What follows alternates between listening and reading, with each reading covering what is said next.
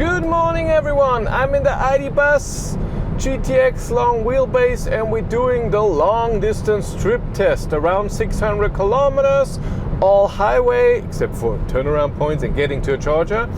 And I chose a speed of 130. I used A Better Routeplanner to plan, and I'm gonna use it when on the whole way. And I planned it with 120, 130, and the results are very similar. But I feel like with 120, I don't hold up people if it gets a bit more busy, and it feels weird to drive 120 if it's the same time. So I'm gonna drive 130, especially in the first leg where we'll arrive with a high state of charge. So the car has all-wheel drive, 250 kilowatt with 21-inch wheels on, so it's very inefficient, but it charges pretty good. 400 volt system, but over 200 kilowatt. So we'll see. We charge 3 times, once Ionity, 2 times ENBW. I started with 100% at home. At the charger I was at 96%. We need the AC today because it's gonna be 38 degrees today.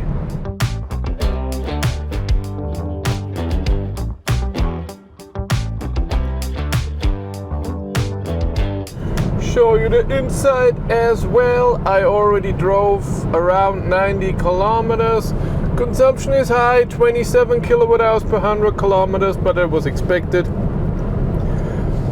First charging stop is in 83 kilometers. I should arrive there with 36%, and I should charge to 67%.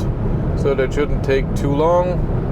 It's 25 degrees now, but like I said, it's gonna get really warm.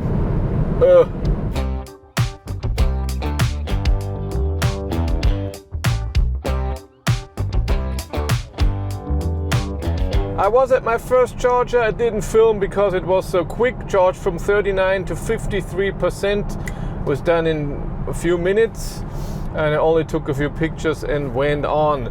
I'm now in a construction zone and I'm not sure. I'm on the left lane, and soon in 5 kilometers I have to go to the right. And I didn't see if there was a sign, hey, stay on the right lane, because it's separated, that you can get off. I hope not. It's a highway crossing.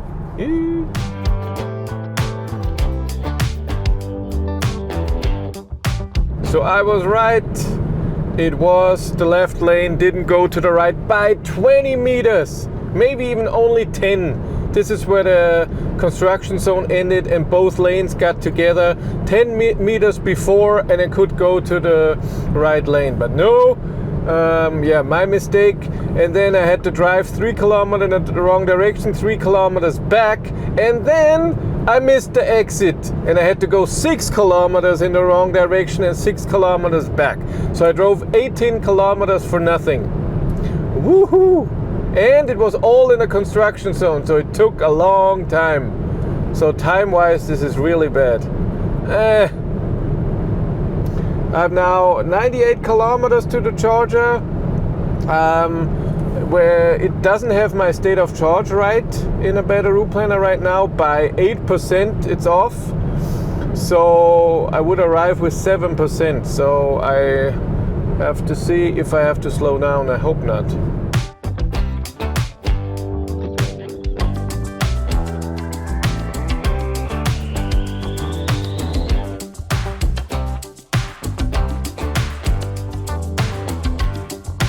I arrived at the second charger with 8% and I should charge to 66%.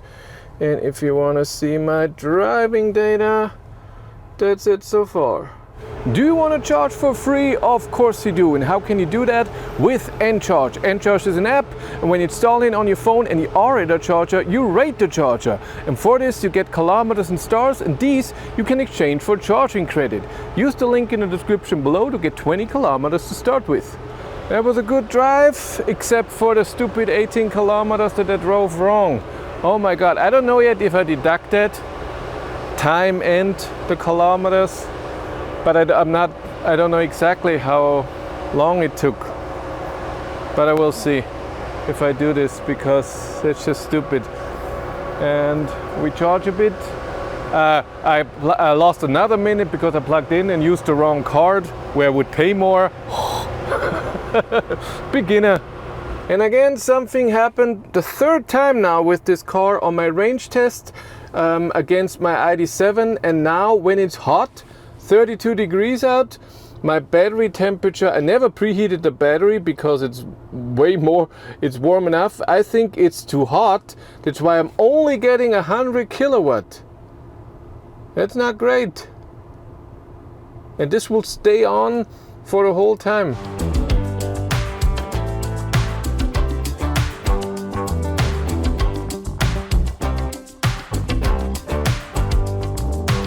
So I charged to 55%. We have to change our plan since we're only charging with 100 kilowatt, and I don't think that the battery is getting cool enough for high power charging, and therefore when you get only 100 kilowatt we have to drive slower. So I drive 120, I replanned my trip and we're charging somewhere else, but there we have to charge at 7 to 72%. I mean, it's a long time, but it won't change anything since it's limited to 100 kilowatt and it will stay at 100 kilowatt till 72%. So it makes sense to charge once to a higher state of charge and not go out more, because you still get only 100 kilowatt.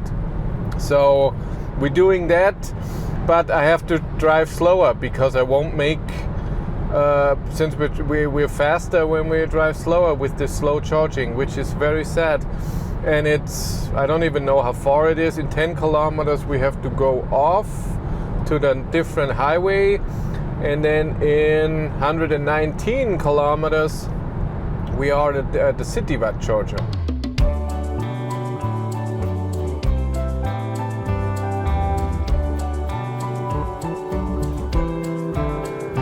I have another around 60 kilometers to the next and last charger.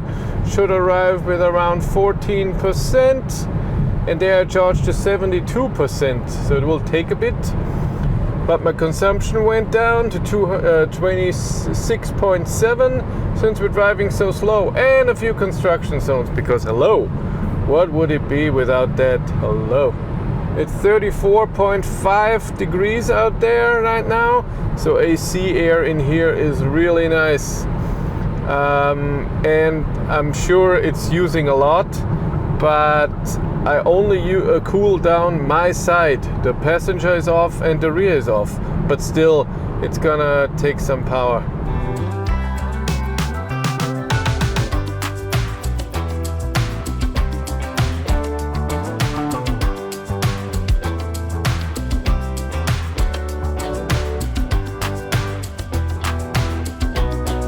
Arrived here at city watt with 20%. Let's see what we get. We're at 50 kilowatt, 60, 189 kilowatt is our peak. Let's see how long it will stay till it goes down to 100.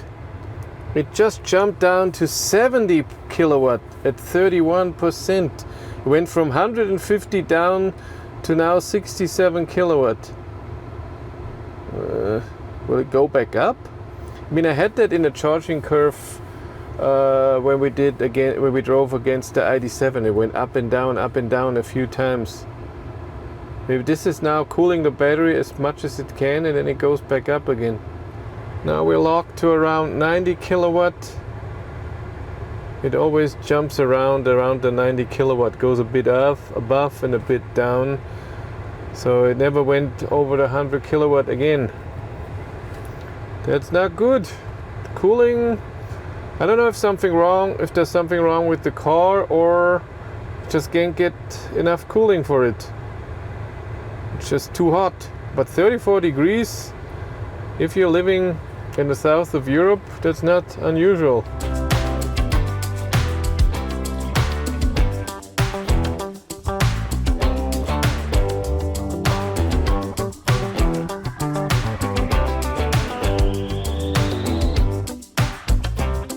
Alright, I charged to the 71%. Right now it has my state of charge. It should arrive with 9%, but before the state of charge went up and up to where we had to go. but then I have to go 14-15 kilometers home and I don't want to charge again. So I think it's fine. So let's talk about how the ID.Buzz GTX is on a long distance trip. So let's start with the good stuff. It drives really great. It's comfortable, not as comfortable, especially suspension like an ID.7, 4 or 5, but as an ID.3 I would say. It's nice driving. Steering assist and cruise control are amazing. They're doing everything that you want. They do it comfortably, even in the corner, even driving 130 and more. Very, very nice. Above 100, so when you drive 120, 130, it is a bit loud in here, so it's not amazing when it comes to this. Therefore, sound system, you cannot experience it in the same way as nice as it is, which is sad. Consumption is of course high, and it gets incredibly high the faster you go, because the drag coefficient is not good. And then charging today, usually when it's not that hot, we have 36 degrees now, you can get up to 205 kilowatt, and then it slowly goes down, and 25 minutes 10 to 80%. But today that's not achievable with the heat. And again, I don't know if it's this car or if it's overall a flaw in the design, where at this temperature it cannot cool enough, the car and the battery. Maybe, I don't know.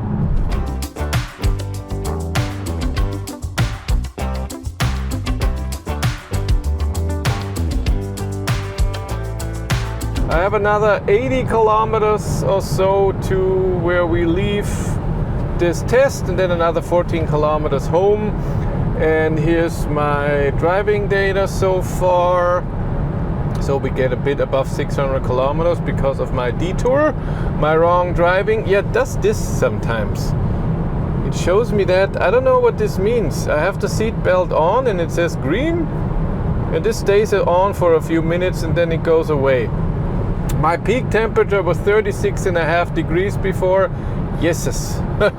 And my camera here front, the GoPro, gets so hot because it's always in the sun when we're driving in this direction, because of the windshield being that form, that it's so hot that it doesn't want to work. So I have to take it off and cool it with the AC and then put it back on if I need it. But I only need it once more. So we'll try if it works, or a few minutes before I put it off, take it off and cool it a bit.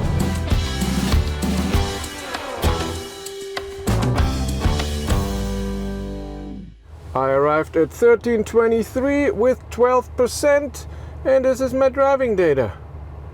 At home, let's analyze the data. Average consumption, kilometers from the car, real kilometers. I drove 6 hours and 29 minutes. I deducted 3 minutes that I had to wait on 2 lights. I had to wait, and once I said I had to stop charging and use a different card. So only get to an average speed, including charging, of 94 kilometers an hour.